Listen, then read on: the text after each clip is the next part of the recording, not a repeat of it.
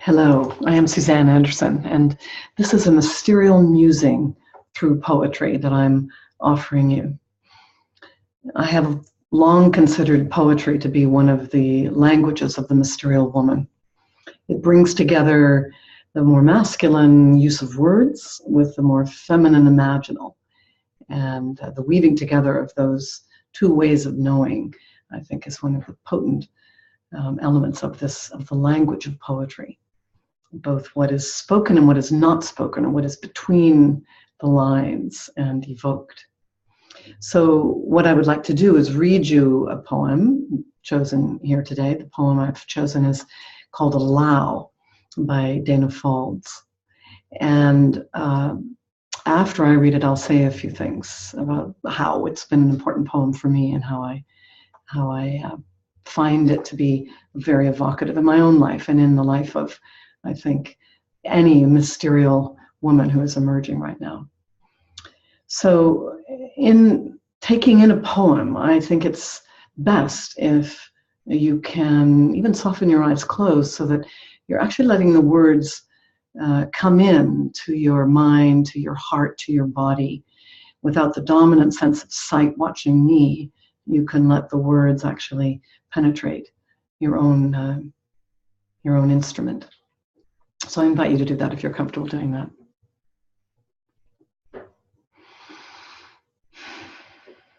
There is no controlling life. There is no controlling life. Try corralling a lightning bolt, containing a tornado. Dam a stream, and it will create a new channel. Resist, and the tide will sweep you off your feet. Allow, and grace will carry you to higher ground. Allow, and grace will carry you to higher ground. The only safety lies in letting it all in. The only safety lies in letting it all in. The wild with the weak. Fear, fantasies, failures, and successes.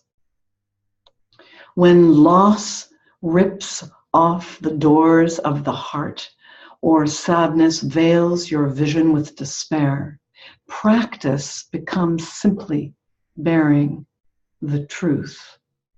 Practice becomes simply bearing the truth. In the choice to let go of your known way of being, the whole world is revealed to your new eyes. In the choice to let go of your known way of being, the whole world is revealed to your new eyes.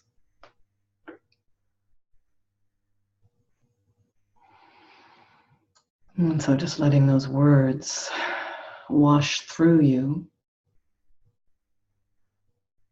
Allow.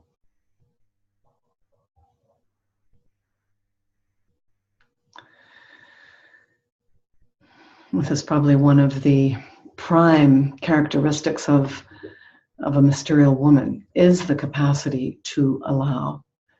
To allow what is to be what is. As Dana Faulds so beautifully says here, to simply bear the truth. To be able to simply bear the truth.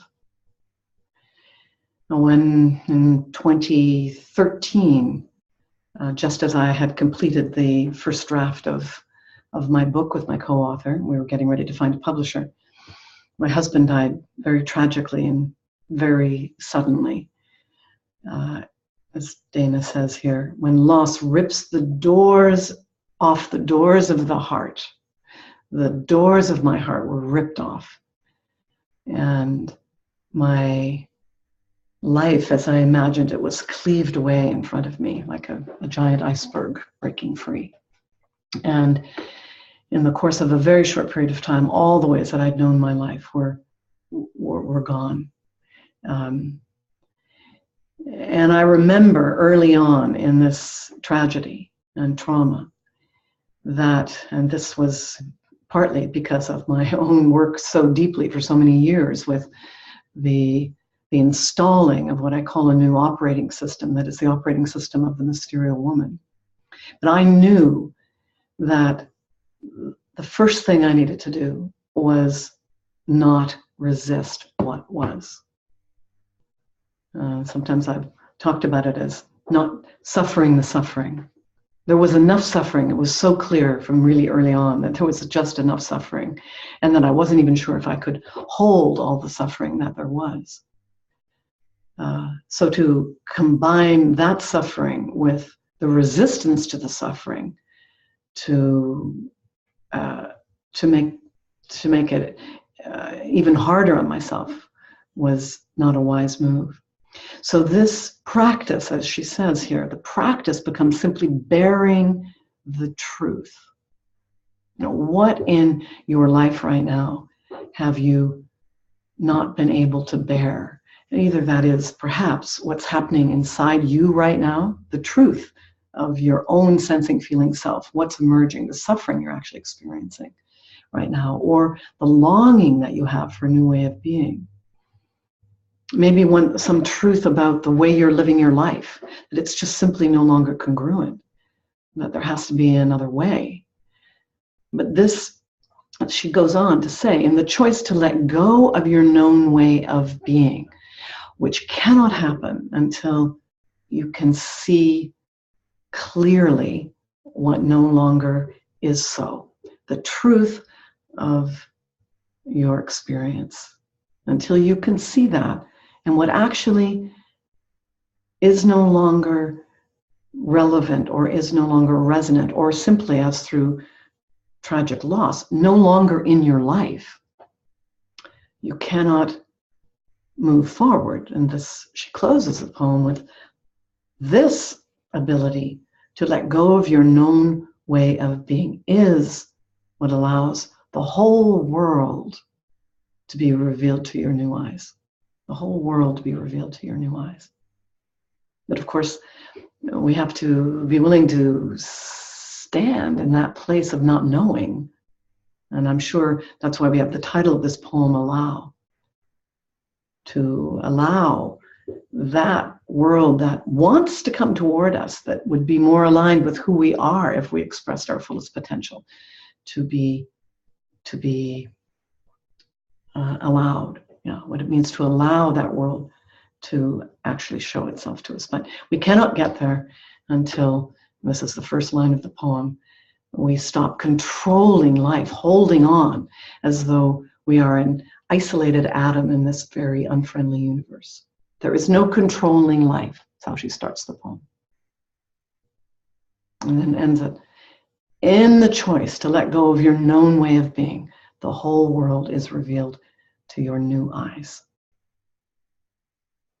So the inquiry I leave you with in this little mysterial poetic musing is, consider what truth about who you are and how you are currently living your life is asking for your presence, is asking you to bear that truth.